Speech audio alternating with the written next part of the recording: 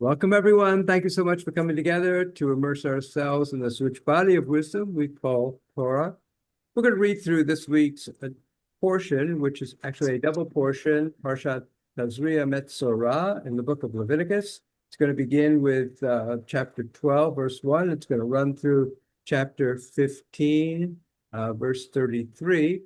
And after we have read through the English translation of that, I'll share with you my encounters with it this year, and then we'll open it up for our joint collaborative conversation about it. If you'd like to join in a blessing, giving thanks for this moment, feel free to join me.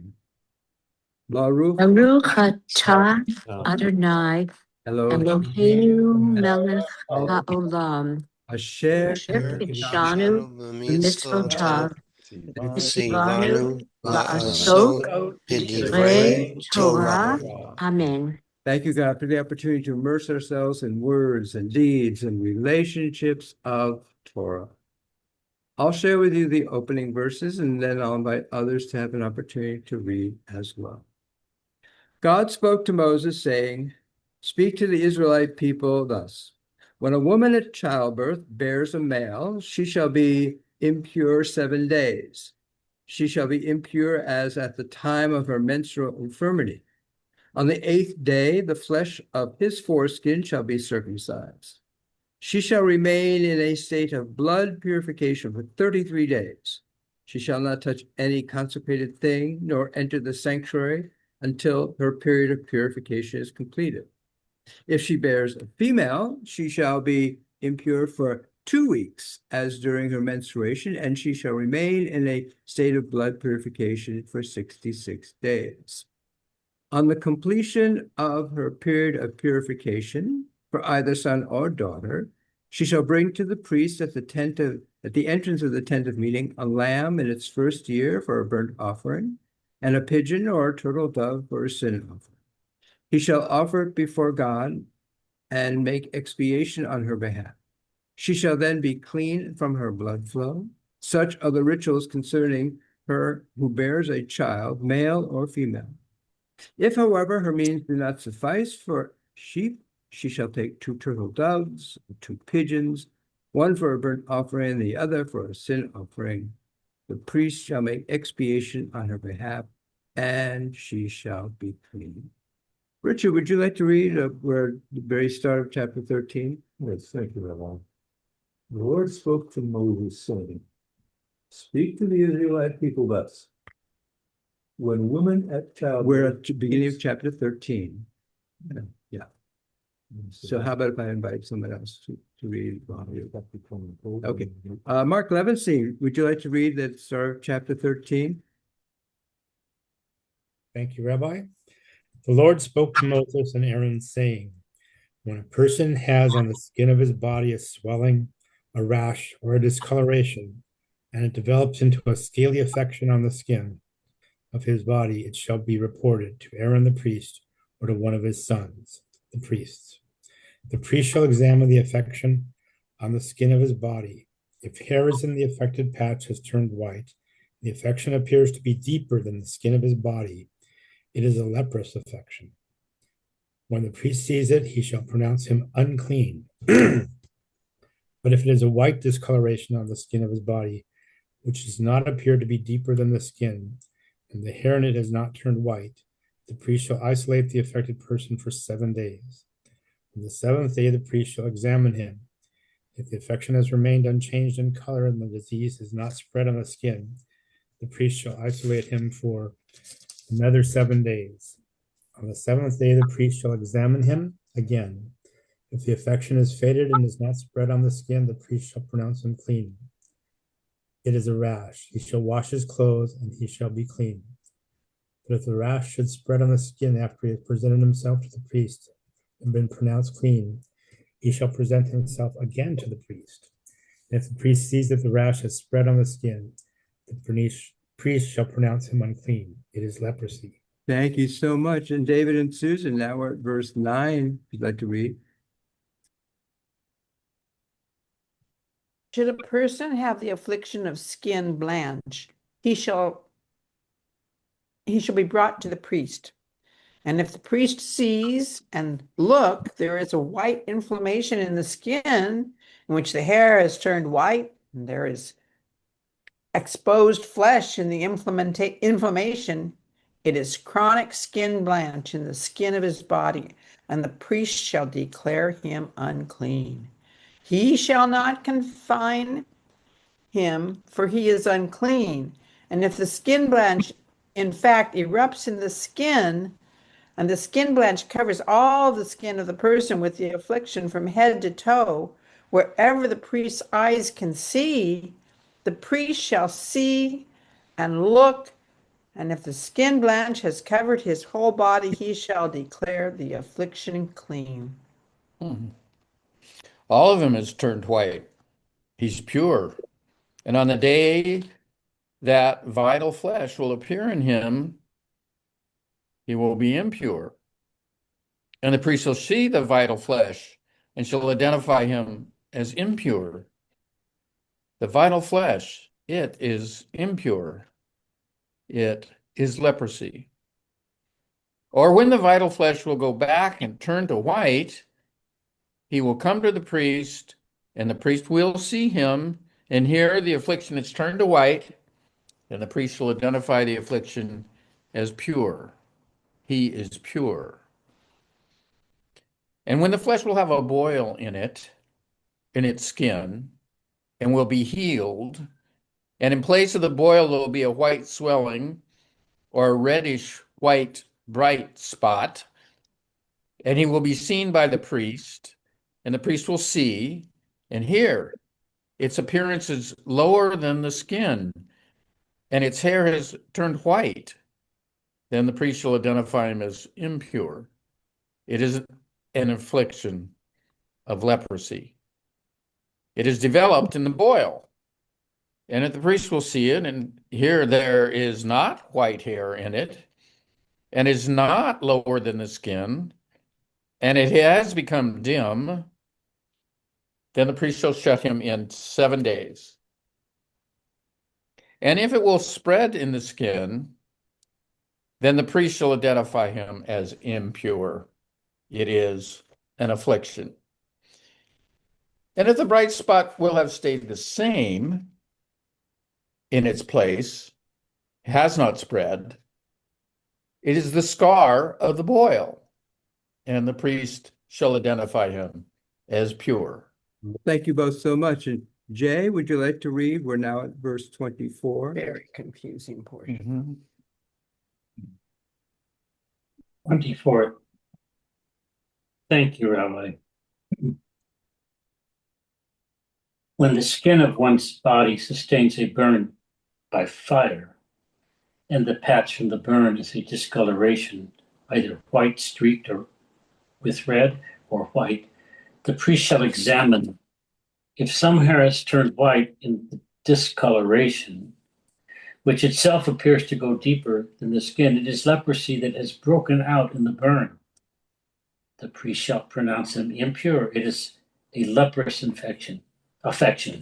But if the priest finds that there is no white hair in the discoloration and that it is not lower than the rest of the skin, and it is faded, the priest shall isolate him for 7 days. On the 7th day, the priest shall examine him. If it is spread in the skin, the priest shall pronounce him impure. It is a leprous affection. But if the discoloration has remained stationary, not having spread on the skin, and it has faded, it is the swelling from the burn. The priest shall pronounce him pure, for it is the scar of the burn. Oh, thank you so much. Let me invite Dave, if you'd like to read now. We're at verse 29. If a man or a woman has an affection on the head or in the beard, the priest shall examine the affection.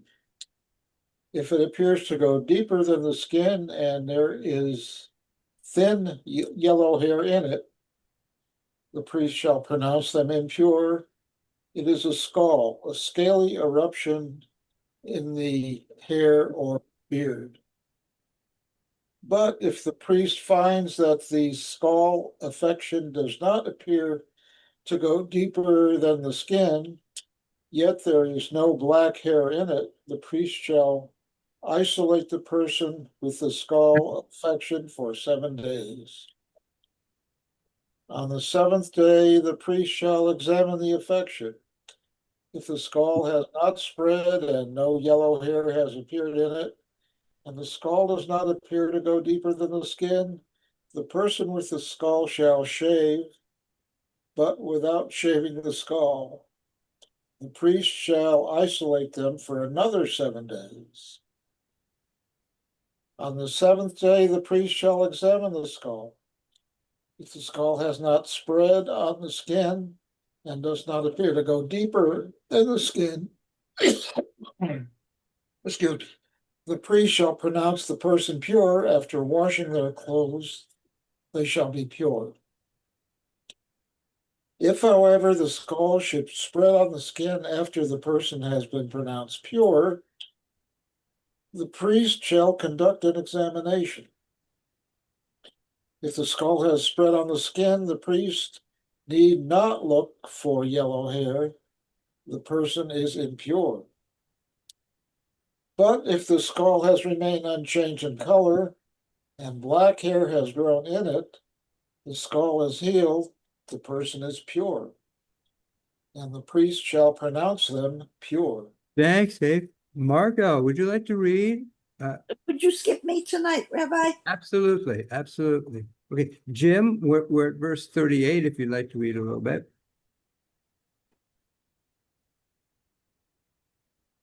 Thank you, Rabbi.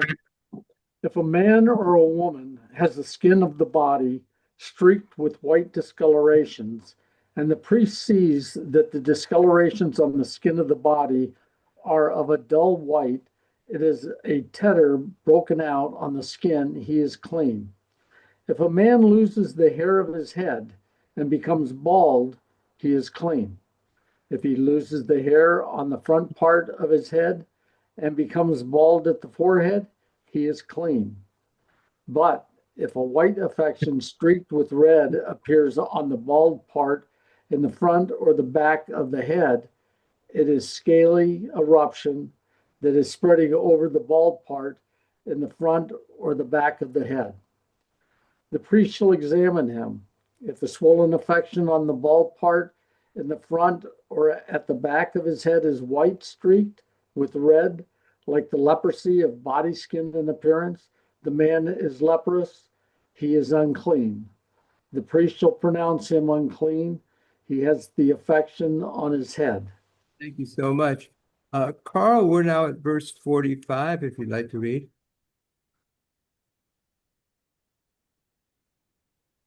As for the person with a leprous affection, his clothes shall be rent, his head shall be left bare, and he shall cover over his upper lip, and he shall call out, unclean, unclean. He shall be unclean as long as the disease is on him. Being unclean, he shall dwell apart, his dwelling shall be outside the camp. When an eruptive affection occurs in a cloth of wool or linen fabric, in the warp or in the woof of the linen or the wool, or in the skin or anything made of skin, if the affection in the cloth or the or the skin, in the warp or the woof, not sure what that is, or in any article of skin is streaky green or red, it is an eruption affection. It shall be known to the priest, and the priest, after examining the affection, shall isolate the affected person for 7 days. On the 7th day, he shall examine the affection. If the affection has spread in the cloth, whether in the warp or on the woof or in the skin, for whatever purpose the skin may be used, the affection is a malignant eruption. It is unclean. The cloth, whether warp or woof in wool or linen, or any article of skin in which the affection is found, shall be burned, for it is a malignant eruption. It shall be consumed in fire. But if the priest sees the affection in the cloth, whether in the warp or in the woof, or in any article of skin, has not spread, the priest shall order the affected article washed and shall isolate it for another 7 days. And if, after the affected article has been washed, the priest sees that the affection is not changed color and that it is not spread, it is unclean. it shall be consumed in fire. It is a fret, whether on its inner side or on its outer side. But if the priest sees that the affected part, after it has been washed, is faded, he shall tear it out from the cloth or skin, whether in the warp or the woof, and if it occurs again in the cloth, whether in the warp or the woof, or in any article of skin, it is a wild growth, the affected article shall be consumed by fire. If, however, the affection disappears from the cloth, warp or woof, or from any article of skin that has been washed, it shall be washed again, and it shall be clean. Such is the procedure for eruptive affections of cloth, woolen, or linen, in warp or in woof, or in any article of skin, for pronouncing it clean or unclean. So much, Carl. And Linda and Justin, we're now starting Parshat Metzora, chapter 14, if you'd like to read a little bit. Thank you, Rabbi. Go ahead. And the Lord spoke to Moses, saying, "This shall be the law of the person afflicted with tzarat on the day of his cleansing. He shall be brought to the Kohen. The Kohen shall go outside the camp, and the Kohen shall look, and behold, the lesion of tzarat has healed in the afflicted person. Then the Kohen shall order, and the person to be cleansed shall take 2 live, clean birds, a cedar stick, a strip of crimson wool, and hyssop. The Kohen shall order, and one shall slaughter the one bird into an earthenware vessel over spring water. As for the live bird, he shall take it, and then the cedar stick, the strip of crimson wool, and the hyssop, and along with the live bird, he shall dip them into the blood of the slaughtered bird over the spring water. He shall then sprinkle 7 times upon the person being cleansed from tzarat, and he shall cleanse him. He shall then send away the live bird into the open field. The person being cleansed shall then immerse his garments, shave off all his hair, and immerse himself in water and become clean. After this, he may enter the camp, but he shall remain outside his tent for 7 days. And it shall be on the 7th day that he shall shave off all his hair, that of his head, his beard, his eyebrows, indeed, all his hair he shall shave off. He shall then immerse his garments and immerse his flesh in water, thus becoming clean.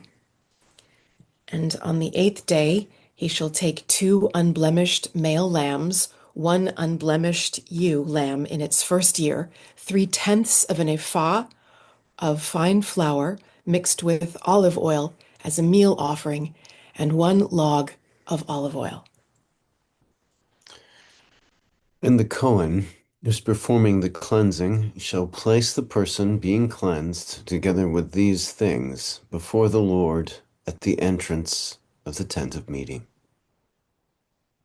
And the Kohen shall take 1 male lamb and bring it as a guilt offering, along with the log of oil, and wave them as a waving before the Lord.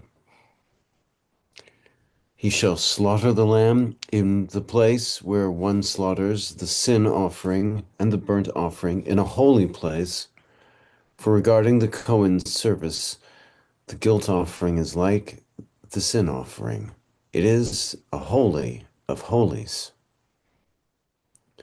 The Kohen shall take some of the blood of the guilt offering, and the Kohen shall place it above the cartilage of the right ear of the person being cleansed, on the thumb of his right hand, and on the big toe of his right foot. And the Kohen shall take some of the log of oil and pour it onto the Kohen's left palm. The Kohen shall dip his right index finger into some of the oil that is on his left palm, and sprinkle some of the oil with his index finger 7 times before the Lord. And some of the remainder of the oil that is in his palm, the Kohen shall place on the cartilage of the right ear of the person being cleansed, on the thumb of the right hand, and on the big toe of the right foot, on top of the blood of the guilt offering. And as what is left over from the oil that is in the Cohen's palm, he shall place upon the head of the person being cleansed, and the Cohen shall effect atonement for him before the Lord. The Cohen shall then perform the service of the sin offering and effect atonement for the person being cleansed of his uncleanness. After this, he shall slaughter the burnt offering. And the Cohen shall bring up the burnt offering and the meal offering to the altar. The Cohen shall thus effect atonement for him, and he shall be completely clean. Thank you both so much. No, we're now at verse 21, if you'd like to read a little bit.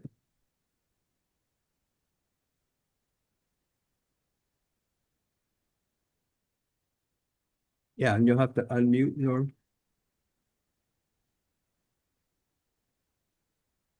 If, however, the person is poor and without sufficient means, they shall take one male lamb for a reparation offering to be elevated in expiation, 1/10 of a measure of choice flour with oil mixed in it for grain offering, and a log of oil.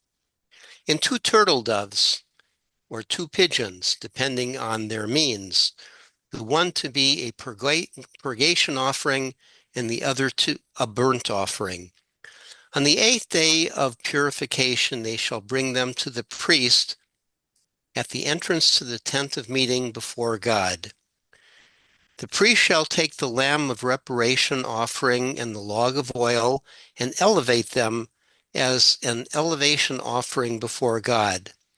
When the lamb of reparation offering has been slaughtered, the priest shall take some of the blood of the reparation offering and put it on the ridge of the right ear of the one being purified, on the thumb of the right hand, and on the big toe of the right foot. The priest shall then pour some oil into the palm of his own left hand. And with the right finger of his right hand, the priest shall sprinkle some of the oil that is in the palm of his left hand 7 times before God.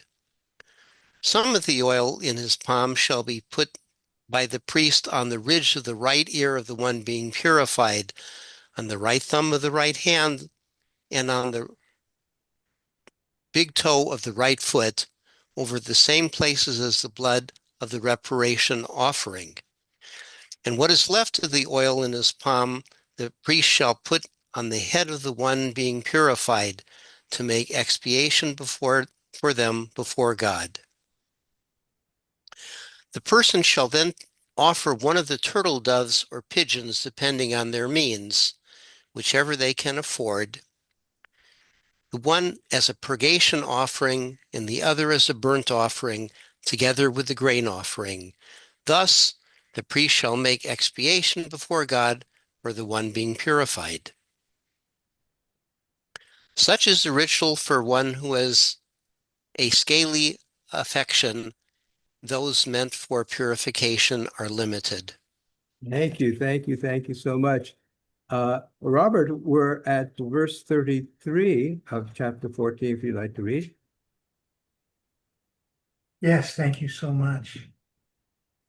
And the Lord spake unto Moses and unto Aaron, saying, When ye be come into the land of Canaan, which I give to you for a possession, and I put the plague of leprosy in a house of the land of your possessions, and he that owneth the house shall come and tell the priest, saying, It seemeth to me there is as it were a plague in the house. Then the priest shall command that they empty the house before the priests go into it to see the plague, that all that is in the house be not made unclean. And afterward the priest shall go in to see the house, and he shall look on the plague, and behold, if the plague be in the walls of the house with hollow stakes, greenish or red, which in sight are lower than the wall, then the priest shall go out of the house to the door of the house and shut up the house 7 days. And the priest shall come again the 7th day and shall look, and behold, if the plague be spread in the walls of the house, then the priest shall command that they take away the stones in which the plague is, and they shall cast them into an unclean place without the city. And he shall cause the house to be scraped within round about, and they shall pour out the dust that they scrape off without the city into an unclean place. And they shall take other stones and put them in the place of those stones, and he shall take other mortar and shall plaster the house. Thank you, Robert. Rose, we're at verse 43, if you'd like to read a little bit. Okay, thank you, Rabbi. 43? Yes, okay, I see it. If the plague again breaks out in the house after the stones have been pulled out and after the house has been scraped and replastered, the priest shall come to examine. If the plague has spread in the house, it is a malignant eruption in the house. It is impure. The house shall be torn down, and stones and timber and all the coating on the houses and take to an impure place outside the city. Whoever enters the house while it is closed up shall be impure until evening. Whoever sleeps in the house must wash their clothes, and whoever eats in the house must wash their clothes.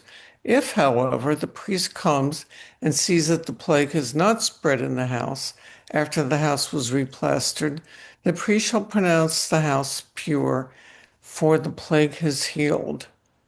To purge the house, he shall take 2 birds, cedar wood, crimson stuff, and hyssop. He shall slaughter the one bird over fresh water in an earthen vessel. He shall take the cedar wood, the hyssop, the crimson stuff, and the live bird, and dip them in the blood of the slaughtered bird in the fresh water, and sprinkle on the house 7 times. Having purged the house with the blood of the bird, the fresh water, the live bird, the cedar wood, the hyssop, and the crimson stuff, he shall set the live bird free outside the city in the open country. Thus he shall make expiation for the house, and it shall be pure. Such is the ritual for every eruptive affliction, for scald, for an eruption on a cloth of or a house, for swellings, for rashes or discolorations, to determine when they are impure and when they are pure. Such is the ritual concerning eruptions. Canterbury, we're at the very start of chapter 15, if you'd like to read a bit. Yes, thank you. Adonai spoke to Moshe and Aaron, saying, "Speak to the Israelite people and say to them, when any man has a discharge issuing from his member, he is impure. The impurity from his discharge shall mean the following: whether his member runs with the discharge or is stopped up so that there is no discharge, his impurity means this: any bedding on which the one with the discharge lies shall be impure, and every object on which he sits shall be impure. Anyone who touches his bedding shall wash his clothes, bathe in water, and remain impure until evening. Whoever sits on an object on which the one with the discharge has sat shall wash his clothes, bathe in water, and remain impure until evening.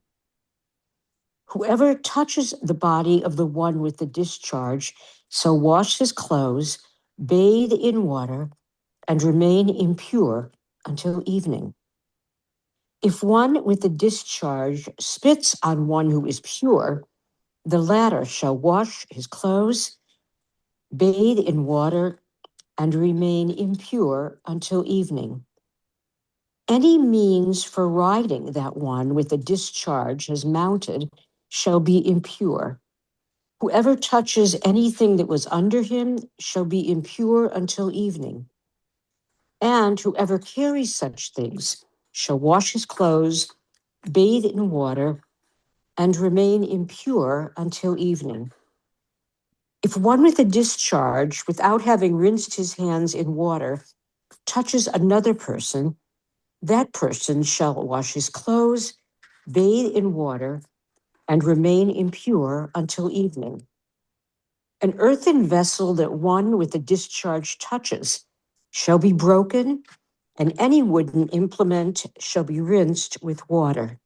Oh, thank you so much, Karen. I'm good to see you. If you have a text, would you like to read a little bit?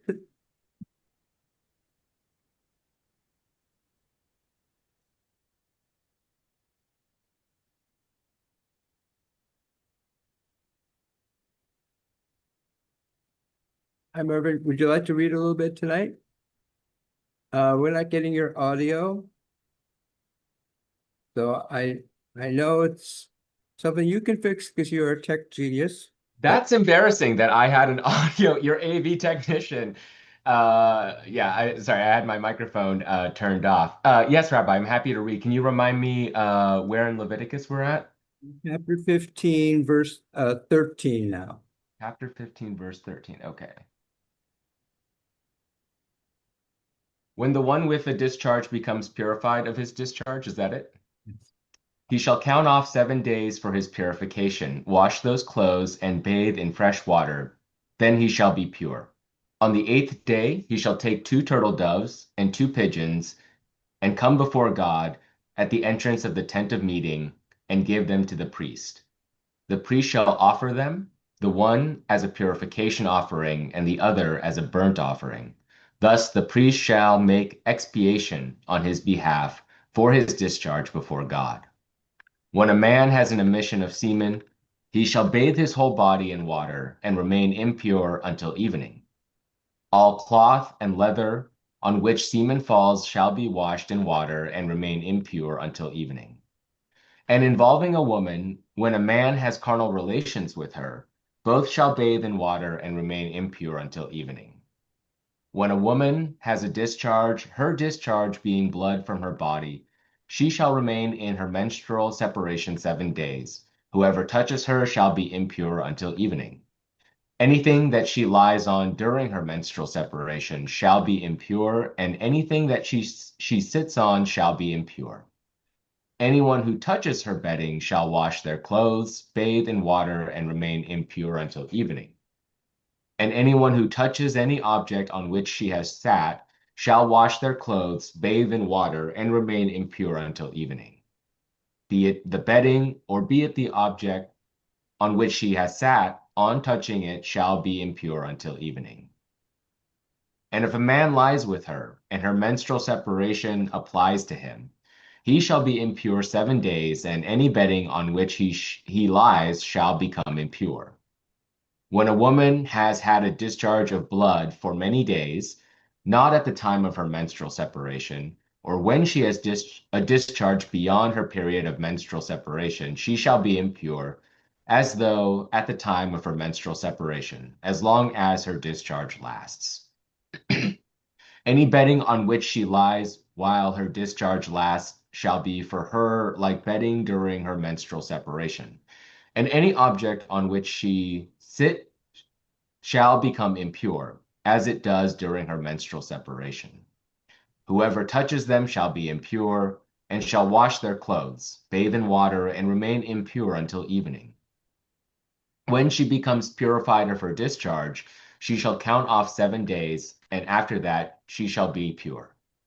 On the 8th day she shall take 2 turtle doves or 2 pigeons, and bring them to the priest at the entrance of the tent of meeting. The priest shall offer the one as a purgation offering, and the other as a burnt offering. And the priest shall make expiation on her behalf for her impure discharge before God. You want me to continue, Rabbi? We just have a few more verses. Thank you. Okay. You shall put the Israelites on guard against their impurity, lest they die through their impurity by defiling my tabernacle that is among them. Such is the ritual concerning one who has a discharge, concerning him who has an emission of semen and becomes impure thereby, and concerning her whose condition is that of menstrual separation, and concerning anyone, male or female, who has a discharge, and concerning a man who lies with an impure woman. Thank you so much, everyone. That's our double Torah portion for this week. And I'd like to share with you what I encountered this year. I know that in years past, when I would be working with a bar bat mitzvah student who was fortunate enough to get this as their Torah portion, I would often direct them to this verse that's in chapter 14, which is number 1 on the study sheet. When you enter the land of Canaan that I give you as a possession, and I inflict an eruptive condition upon a house of your possession, I would point that out to the student and I say, isn't that interesting that it is not only speculative, but it has been determined that when the Israelites are now settled in the land of Canaan, the promised land, that there will in fact be some kind of eruptive condition that breaks out in a home there. And we would discuss what that might mean. And I would just usually say something, well, I guess the promised land is not the same thing as the perfect land. But this year, I had a very different take on this material about purity and impurity. And it came from a rather unusual source to have helped me see this material very differently. And that's from Primo Levi. So Primo Levi, you may know, was a chemist who was born in Turin in Italy in 1919. He grows up in fascist Italy, and he's able to complete his university degree in chemistry because he was accepted into the program the year before the fascist government issued the racial decrees that forbid Jews from attending university, being in a profession, owning land, and marrying a non-Jew, and other things. So he completes his degree, but in order to get a job, he has to get a falsified papers, and he works for a mining company, and then he works for a Swiss pharmaceutical company. And then in 1942, when he returns home after his father's death, he discovers that his mother and sister have fled to the hills. So he seeks them out, and together they flee to northern Italy, where Primo Levi joins an Italian partisan resistance group. It's apparently a rather amateurish partisan group because they quickly get discovered. They're arrested and initially placed in a jail. And then when it's discovered that Primo Levi is Jewish, he's taken over by the SS and sent off to eventually to Auschwitz. And while he's in Auschwitz, he works on a slave labor group, actually as a chemist in the manufacture of rubber, I think it was. And he's there for about 11 months until Auschwitz is liberated by the Soviet Army in January of 1945.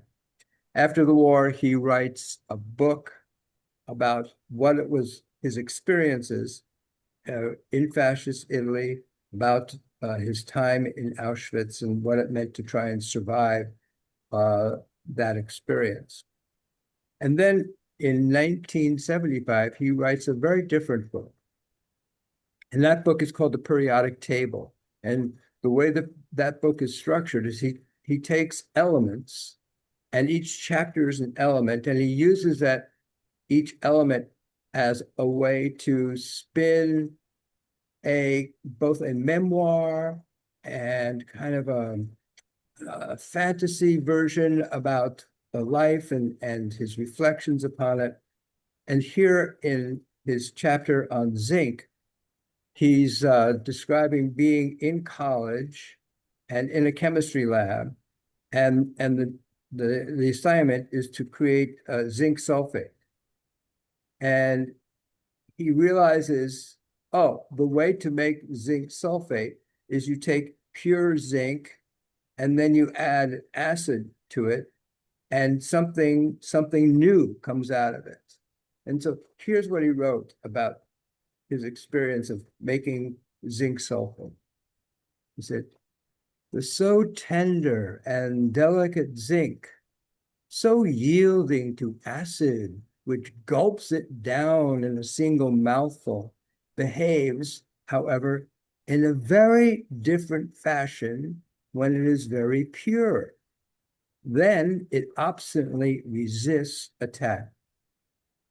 One could draw from this two conflicting philosophical conclusions: the praise of purity, which protects from evil like a coat of mail, and the praise of impurity, which gives rise to changes, in other words, to life.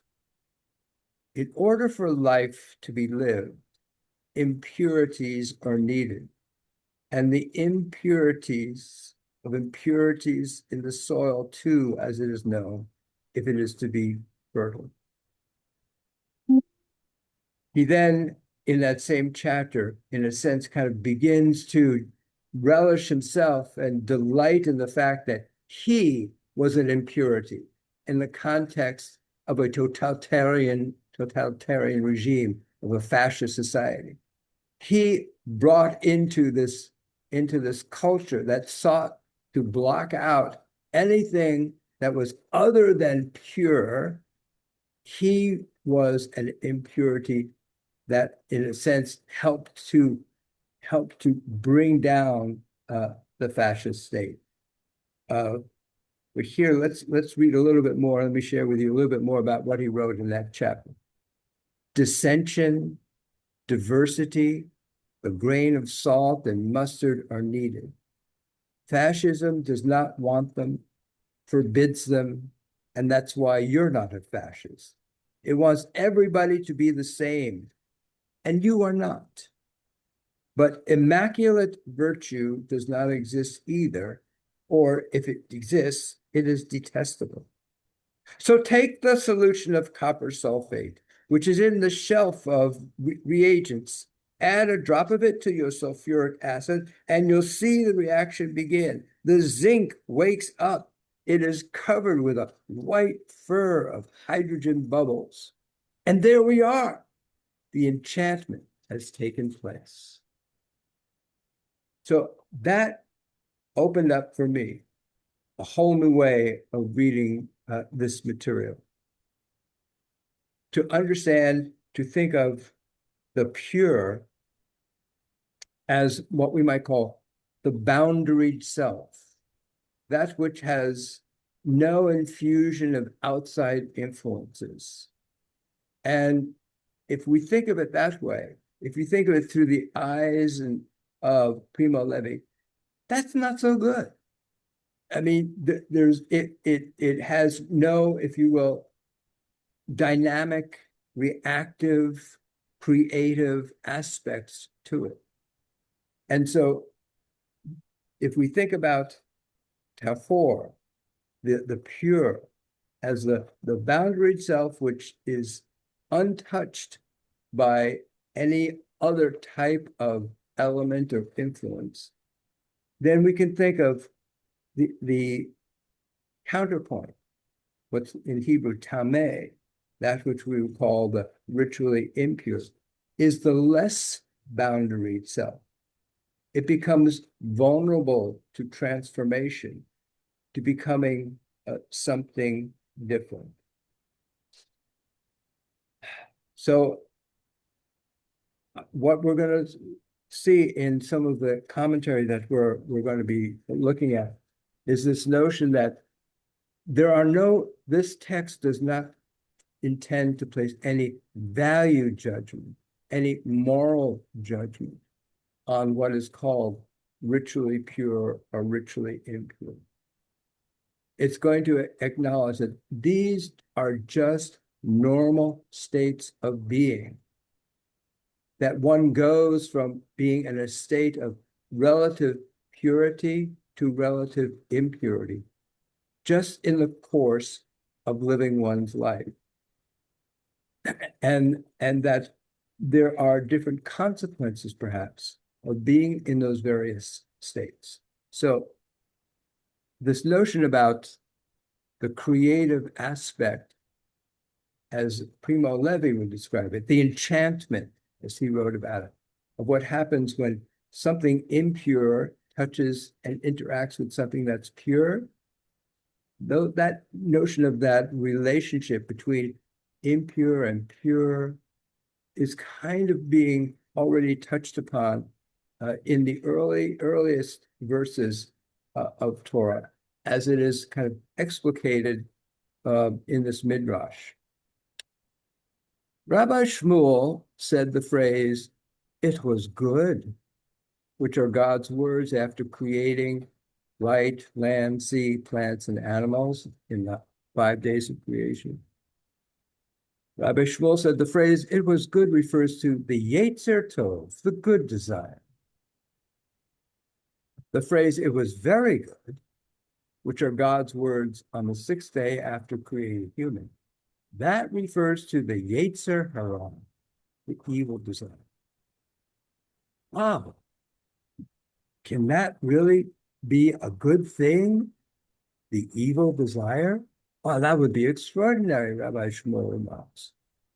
Then he goes on to acknowledge that what we're talking about with the evil desire is not a moral evil. It is the tendency to want to break beyond the boundaries of what one currently is, one current state of being. It is to become acquisitive. It is to develop things. It is to build things. So here's how he puts it. But for that Yetzer Hara, the evil desire, no one would ever build a house, plant a vineyard, get married, or have children. So this material, this commentary, this tradition is now helping us to see that there is a ongoing necessary balance, if you will, this dynamic interaction between what I'll call an aggressive, outward expanding tendency on our part. One might call it aggressive, expansive. That is what Rabbi Shmuel is describing as the Yetzer Hara, to go beyond the boundaries of what one currently is. That there is this ongoing tension between that and a more domesticating, a more kind of withdrawing back into the boundaries of what one by nature is. So this material is suggesting that we carry all of that within us, and we experience on this spectrum of pure and impure, of being closed off, protective, boundaried, and then we experience these moments of being unboundaried, opened up to the influence of other elements around us. So we carry that within us, and we know that for sure, if the Yetzer Hara, that expansive, projective, aggressive, assertive tendencies, if those were allowed to run rampant and to predominate in all of our behavior, that would likely lead in destruction of self and others around us. So how do we manage these two tendencies, both of which contribute to life, but how do we manage that one tendency that in particular, if it was allowed to predominate, could endanger us all? So the Rabbi Shneur Zalman of Liadi, who is the founder of a particular Hasidic movement within Judaism, now known as Chabad, he dealt with that a lot. And he said, well, there are two ways to deal with that expanding, exploding, potentially violent tendency within us. And he said the first way is just suppress it, just deny it, just press it down. And as he discusses that, he says, but that is a very unlikely way to be able to like really achieve anything of enduring value. So he says there's a second way. And the second way is what he calls the turning about or the transforming of the heart. And here's what he said. And he calls that this notion of overturning. If the method of overturning sees the Yetzer Hara as the repository of enormous undirected powers, with the Yetzer Tov as being relatively impotent except for its ability to identify the goal to which the powers of the Yetzer Hara should be applied. We can already begin to see, I think, how out of all that kind of tradition, we have, if not both within the religious sector within Judaism and within the secular segment within Judaism, these notions of playing with these internal psychological spiritual drives within us, which in one tradition gets formulated as ego and id and superego, all contending within us. And we can see how the Jewish tradition, both religiously and secularly, begins to focus on how do we develop protocols, in a sense, to be able to deal with these enormous powers within us and to be able to have them become not destructive, but instead, in Primoz Levi's terms, enchantingly creative, creating new possibilities, new compounds that never existed before. This notion about the value of making mistakes, of doing wrong things, of even turning Torah itself on its head appears time and time again within the Talmud.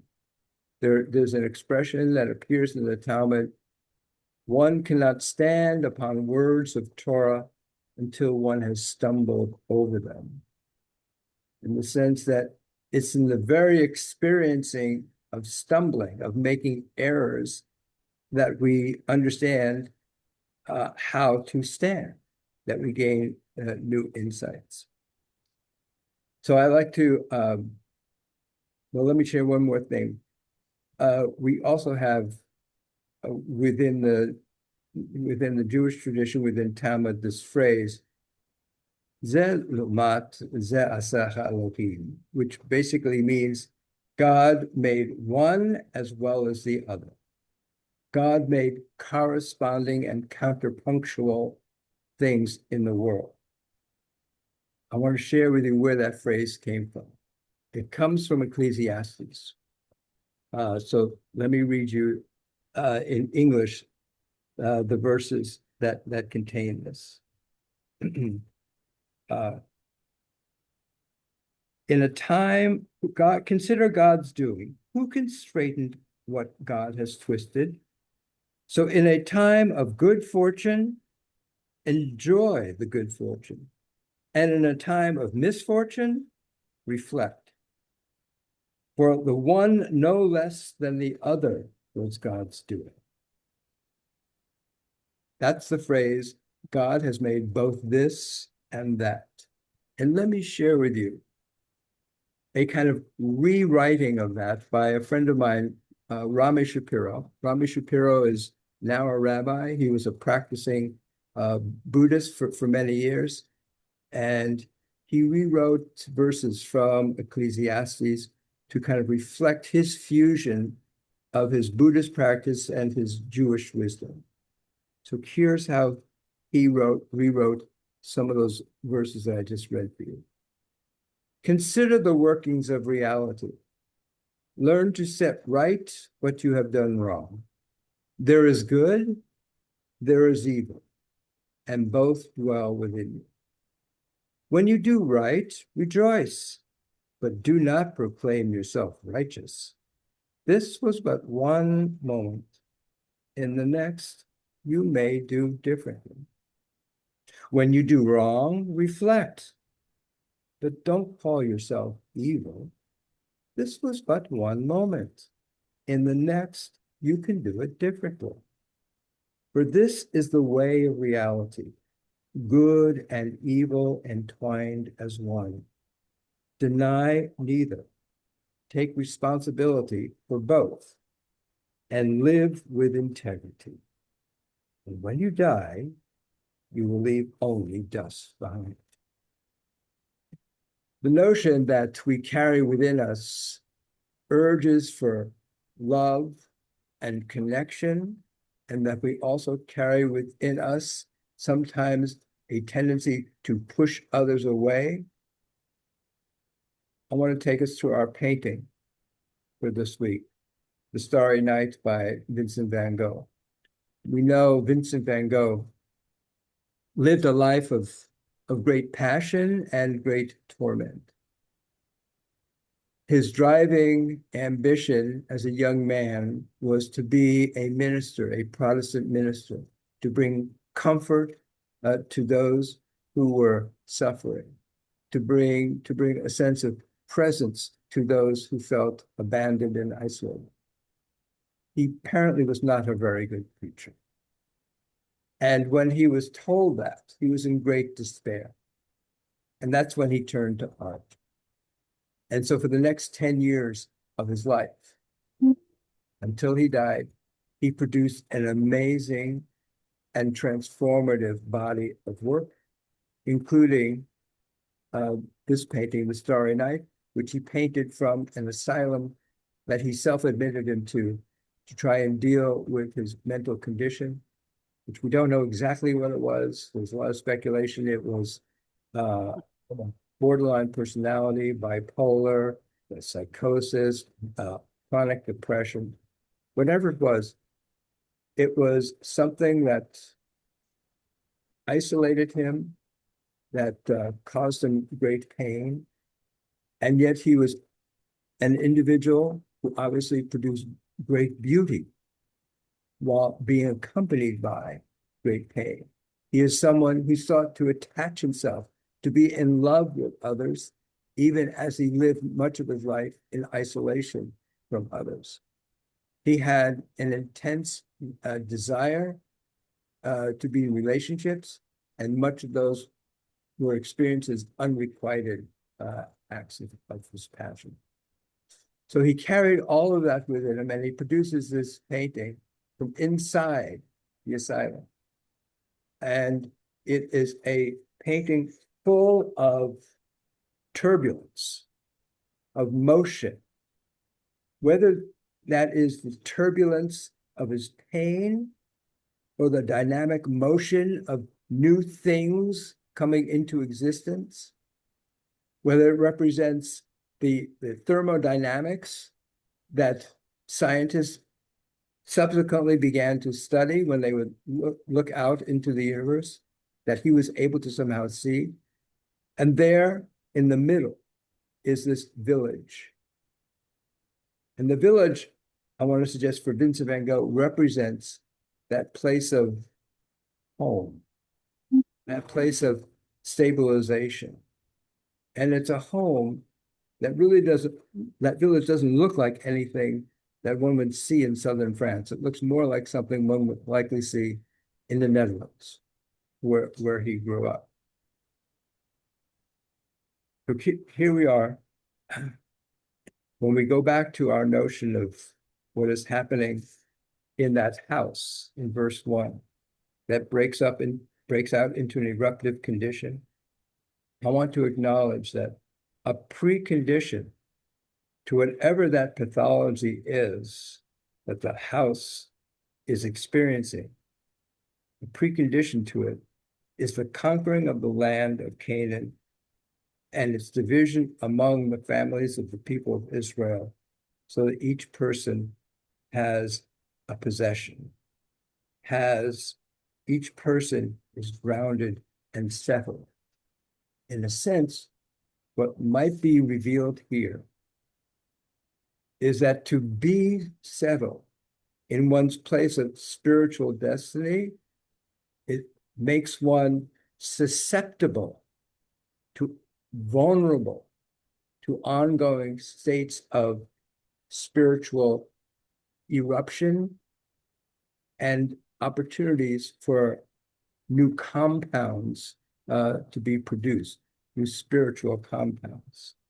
And it's interesting when we read through the material, how much of the sense of spiritual impurity is associated with activities having to do with intimacy, whether it is childbirth or sexual activities.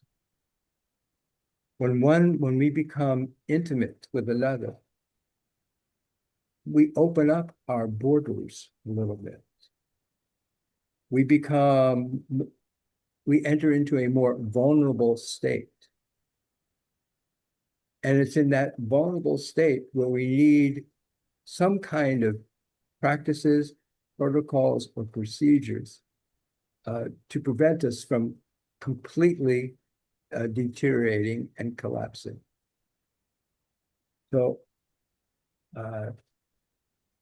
I grieve that Vincent van Gogh was not able to experience the kind of practices, protocols, procedures that would assist him in being able to share the passion, the insights, the creative beauty that he shared within him and with other human beings as much as he shares them with us as the recipients of the great art that he produced. But the text itself, I think, is trying to teach us that these notions of openness and closedness, of intimacy and isolation, of domesticity and of outward projection, these are all traits and experiences that we carry with us through life, and that we need to accept that, we need to honor them, and ideally we need to have practices that enable us to heal ourselves from those moments of exposure and to be able to channel them in ways that produce positive outcomes for ourselves and those around us, because that's what the struggle for life is all about. With that, I'd love to know what you experienced, what you encountered. Margot, I know that you had a question you wanted to ask. A very mundane question about the text. Why 33 days for a man after he has a baby is he unclean, and 66 days for a woman? So it depends. If one views that isolation as a punishment or moral judgment, then that becomes rather problematic. But if one views what is being described as a practice to address someone who's become so vulnerable, so spiritually vulnerable in that condition, that one needs greater protection. So if one gives birth to that gender, which herself has the capacity to produce new life, then it makes sense to think that's a double sense of exposure. That's exactly what I thought when I read it a second time, that the woman needs more, and that in getting more, eventually she will be able to give more. Lovely, Margot. And you've given so much. You've given so, yay, Margot. Okay. All right. Thank you. And let me call upon Robert and then Rose and Richard, and we'll get to Mervyn and others who have raised their hands. Go ahead, Robert. Thank you so much. Lovely evening. You know, it's interesting. My favorite prayer in the Baha'i writings begins, "Created me a pure heart, oh my God." And so thank you so much for a lovely evening. You know, what struck me immediately as we began the chapter, and I reviewed it yesterday, the entirety, is that I immediately thought of the words of Christ, "By their fruits you shall know them." And here Moses is addressing bacteria.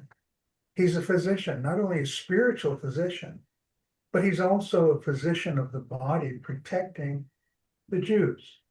When we didn't know anything about bacteria until the 1800s. And the word herd health didn't exist unless it was for cattle. And yet anyone who's an immunologist, works with anything like that, herd health is common. And the reason I stress this, if I were speaking to an atheist, and I was an atheist at one time, and he were to say to me, Robert, I know you do Torah study, and there are other proofs, by the way, I could give him, but this is something I hadn't thought of. Can you prove to me the manifestation, the station of interlocutor of God, of Moses? I would say these chapters, the knowledge that is in these chapters of providing health is impossible for any human being 3,500 years ago. The detail, the nuance, it's an absolute impossibility. We have scientists who, the beginning of science in the 1800s, they didn't have that knowledge. We simply separated the lepers. And beyond that, the walls and the clothing. The chances of that being by chance are just about as how many stars there are in the universe, which is limitless. That's one of the things that really struck me, because I love, for Baha'is, Moses is a spiritual luminary for that time. And what he did was absolutely amazing. You really think of what he did, just absolutely breathtaking. The other thing, I loved your focus on purity, and it made me put it in just a little context as well that might be complementary. So in the Baha'i writings, it says, Baha'u'llah says, I have created thee noble. And he also says, if adversity befall thee not in my path, how canst thou attain unto my light? Essentially like that. So the idea that when we're born, all the substance is there to be better and better. But how does it become better without challenge? How do you get gold without the fire? How do you get stainless steel without the fire? And then, I'm sorry, something like minus 40 degrees centigrade. The steel is saying, dear Lord, what have you done to me? I thought you loved me. Then they do surgical instruments with it. So, this concept of being born with nobility that requires challenge, not self-destruction, not willful destruction. Adversity is the only way that we grow. And I remember, I know I'm taking a long time. I remember years ago, there was a young woman who was an heiress, very wealthy. And if you listen to her talk, this poor child had never had any adversity in her life. And if you were to ask me one word to describe her besides being a child of God, I would say impoverished. Because you cannot be a physician. It looks like Norm is when I see him in his clothing. And my wife's a retired dentist. It's impossible without the sacrifice of time and study, which is challenge. It's a lot to learn in those years. Challenge is a wonderful thing, but not to overdo, and to understand the spiritual limits that are in these holy books. Thank you so much. Thank you, Robert, for expanding the discourse and bringing in all that rich material. Thank you so much. Let me call upon Rose first, and then Richard and Mervyn and David and Susan. Go ahead, Rose. Well, thanks, Rabbi. A couple things, and I'll go quickly. The purification for the person who is impure is identical to what Moshe is commanded to do for Aaron and his sons as the priests. So you become sanctified in a way through error. You become sanctified. It's the sand and the pearl. I'm also thinking, being a physician, I mean, as a physician, the stuff with all the skin stuff doesn't make any sense, except it's a week, and we have a saying, um, if you do nothing, it'll get better in 7 days. If you wait a week, it will get better, so 7 days. But that's the identical thing. The other thinking I'm thinking about are mutations, because you can say, well, yeah, the mutation is an error. And far as the transcription of the DNA, yeah, it's an error. But without mutations, we'd still be one-celled organisms in some primordial ooze. We wouldn't be, As complex as we. AI going on the internet, doing all sorts of crazy stuff. But it was because of these mutations. But, and again, I think that the big thing about both of these chapters is balance, is that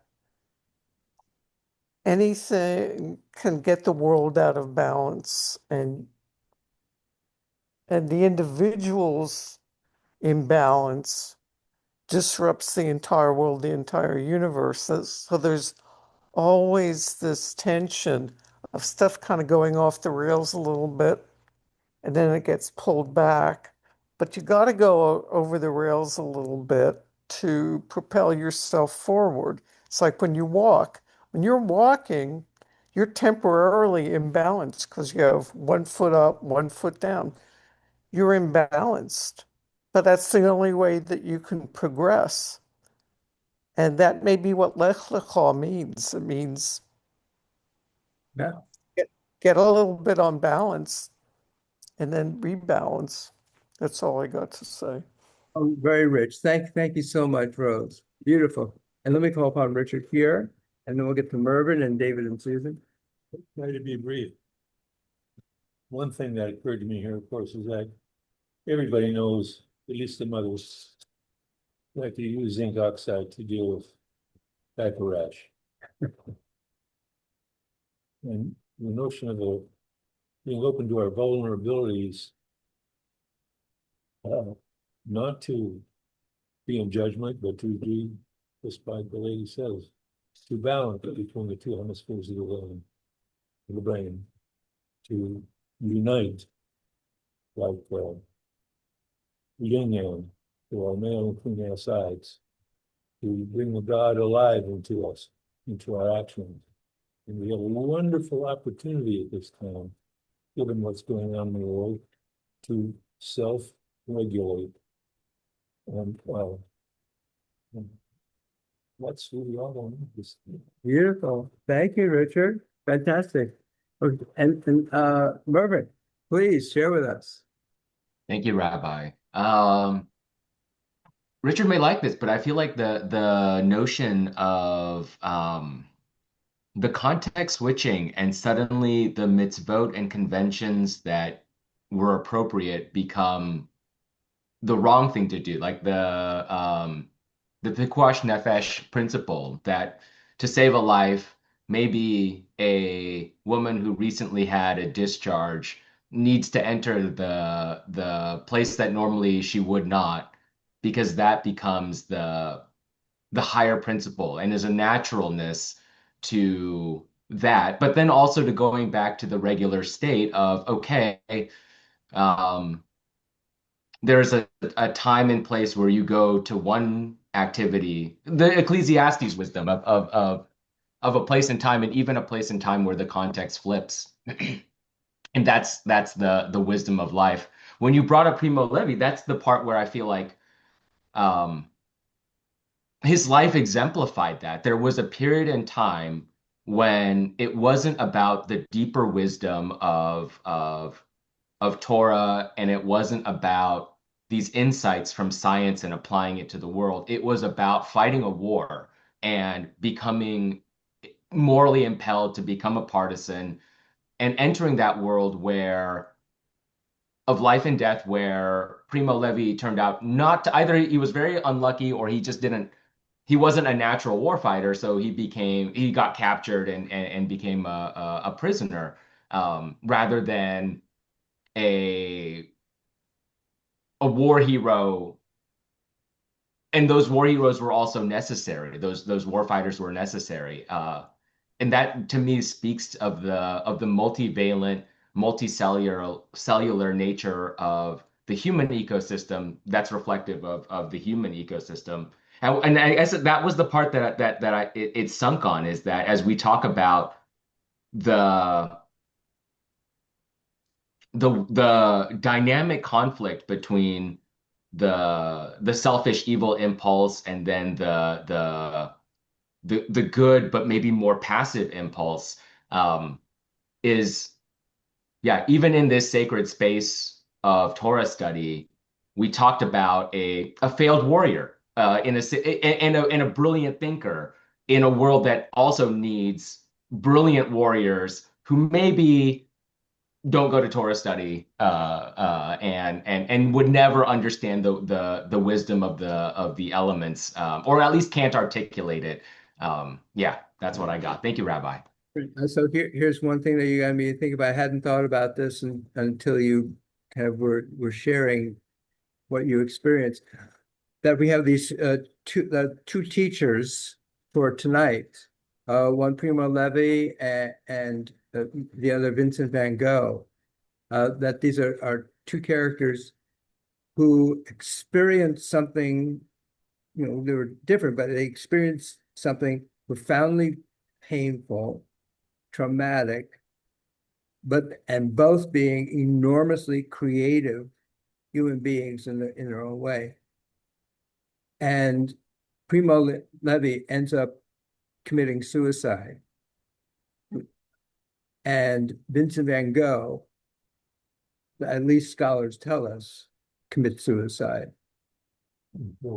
It's unclear, right?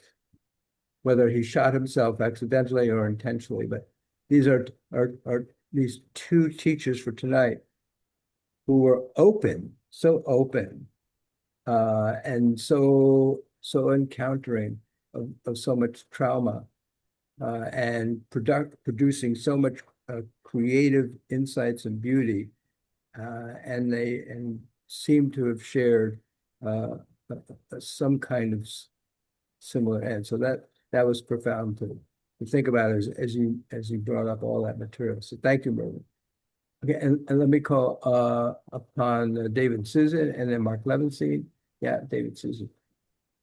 So, as most of you may know, on March 4th, I, in a matter of seconds, fell and broke my ankle and my fibula and tore the membrane that holds the fibula and the tibia together. And the result was that I had surgery and I was told I could not put any weight whatsoever on my left foot for minimum of 8 weeks. That's a long time. For somebody that's used to getting up and doing and taking care of my own needs and everything, it's been a sit back and look at the world and look at your life. It's been an opportunity to allow people to help me, which I'm not very good at. And David has had to kind of do a 180 as to how he spends his days, because he spends a lot of time taking care of me. And our friends, some of whom are on this call, have brought us dinners so that we didn't have to go shopping and we didn't have to cook. And they've fed our stomachs and they've fed our soul. And so sometimes those pauses that are forced upon us are the richest thing that we have. That's beautiful. God bless you. Thank you so much. Thank you, Susan. And Mark Levenstein. I I was hoping by putting my hand up, it would force me to clarify what I'm trying to think about and say, and I'm not sure it has. But a couple of different things. I remember about 35 years ago, shattering my tibia, and it was not a pleasant experience to say the least. And having young kids and a job and all sorts of things that really forced me to sit back and think. But I don't know that I realized till now how much I thought about what was important and what I wanted to do and not do. One thing I do remember is someone, David Tillman, telling me that, when I told him I broke my leg, that, well, it's probably not a bad thing for doctors to become patients once in a while. It helps broaden your perspective. And those weren't his exact words, but I think that's true. And then in thinking about some of the situations described in this portion, having been around wives and daughters who were going through their menstrual period and the time around that, it's hard to imagine with how miserable they might be, that being a time of reflection for them. And yet I was thinking about how, you're unclean, you go out, but there's no description in the Torah. And when did Judaism begin to read between the lines to see that as an opportunity to sit back and reflect and think and grow and redirect? It's something I wonder about, because I think it's taken me maybe till now to really put this all together in a cohesive way, for which I thank you for this opportunity. But are there things in our tradition that maybe are not promulgated in Reform congregations or haven't been in my lifetime that were there in the past to help foster this notion? And how do we help foster this notion going forward? Mark, very profound what you're sharing, both on a theoretical level and on a personal level. And what you got me to think about was what we have been encountering in the text in Torah has been this protocol to occur within the Mishkan, and the whole purpose of it is to draw close. That's the purpose, to draw close. And it seems to be about drawing close to what is called God here. But the way it's being done, it's obviously also drawing the community closer together, because this is a communal effort to build this Mishkan. And that system lasted for about 1,000 years. And then on the one hand, it was destroyed by outsiders, but it was already beginning to have display its brittleness, its stagnation. And at some point, it became a system that stagnated in its capacity to create greater closeness and intimacy. And so it becomes replaced as a religious protocol with prayer, which is designed also to bring close.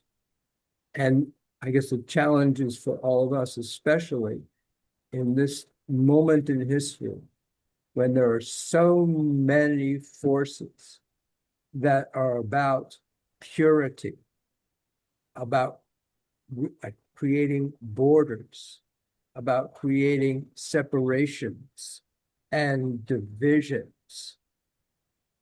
It is worthwhile to look at this text and to see the courage it takes to create intimacy, closeness, vulnerability, because that ultimately, as Primo Levi says, that ultimately is what produces life. And so I want to thank everyone for your courage, your struggles to create a life of intimacy, communities based upon cohesion rather than division. And together, I'm confident we're going to create a better world and we will become better human beings. God bless you all. I look forward to our next gathering. Be well. God bless you all. Shalom, everyone. Indeed.